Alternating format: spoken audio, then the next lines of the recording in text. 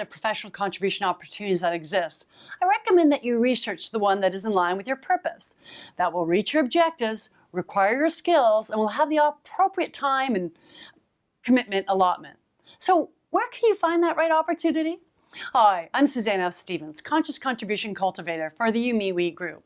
Welcome to weWednesdays, a short weekly and video infusion of how to live your most meaningful life by consciously contributing to your community, country, or beyond. This is the 5th video in the 9-part series of Please Don't Volunteer. There are a lot of ways to research what is available. Start with your government volunteer agency, if one is available, or search Volunteer Match, link below. Join your local Rotary Club, connect with nonprofits in a country of choice, become active in your industry association, or just Google volunteer opportunities. Name a country or a demographic, and you should find something. As a professional contributor, evaluate if the opportunity is a right fit for you. There's 5 things that you want to consider. 1, is it a conscious organization? Secondly, what's the mission and vision of that organization? Third, what role do you want to play in that organization, and is it available? Fourth, solicit references, and lastly, get first-hand experience. In this episode, we'll focus on a big one. Is it a conscious organization? I've recently discovered a charity similar to the YouMeWe Foundation, which also provides educational scholarships to women in Africa. They are conducting a unique fundraiser experience in Uganda. Eventually, I'd love to do the same, but I won't get to that for the next 12 months. So I'm considering collaborating with this charity since our mission is similar to educate girls in Africa. To consciously contribute, some information, though, is required. What is their selection criteria for scholarships? You see, promoting leaders who have the desire to fill social gaps is well aligned with my mission. Secondly, what are the expectations of the individual who receives a scholarship? This one's critical to me, as I do believe firmly in the value of reciprocity and paying it forward. This induces pride and responsibility for the beneficiary. Third, what is the administrative cost? All of them. Fourth, where do the girls receive their education? Is it in the West or is it in a local university? Although there is value to attending a school in the West, there's also a strong case for attending it right at home. Firstly, universities have improved substantially in Africa. Secondly, if you are educated internationally, there's a chance of not returning home. And thirdly, by providing a scholarship to the best of the best and bringing them to the West, there'd be a little motivation to improve universities locally, not to mention promoting brain drain in the universities. Everyone becomes impacted if the minds that can cultivate higher dialogue are not in the room. So, who is the administrator is also important.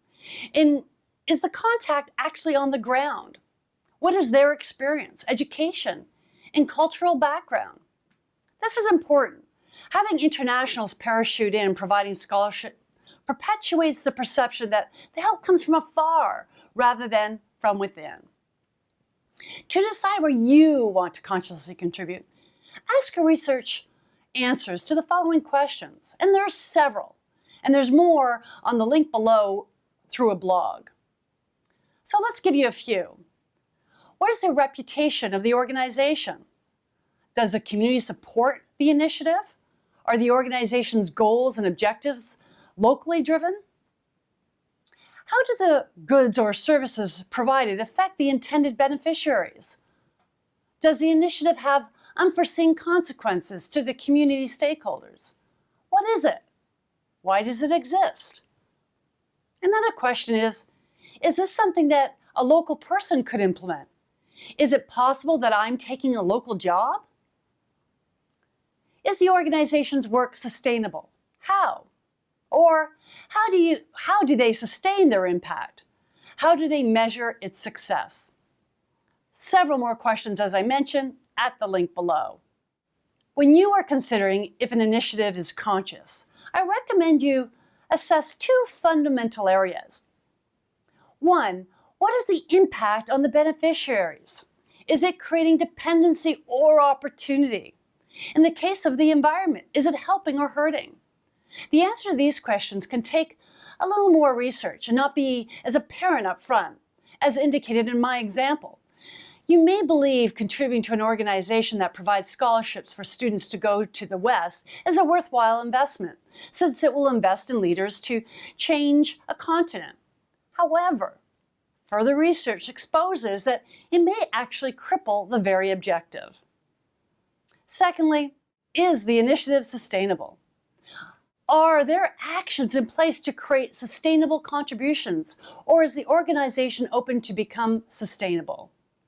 Complete donor dependency can lead to vulnerability and limit the execution of the vision. Professional contributions do take time to consider the impact. They realize that the personal fulfillment may motivate them to contribute to an association or community group. But the deep meaning comes from ensuring what you are contributing has a long-term positive effect on society. Until next time, make sure your contributions count.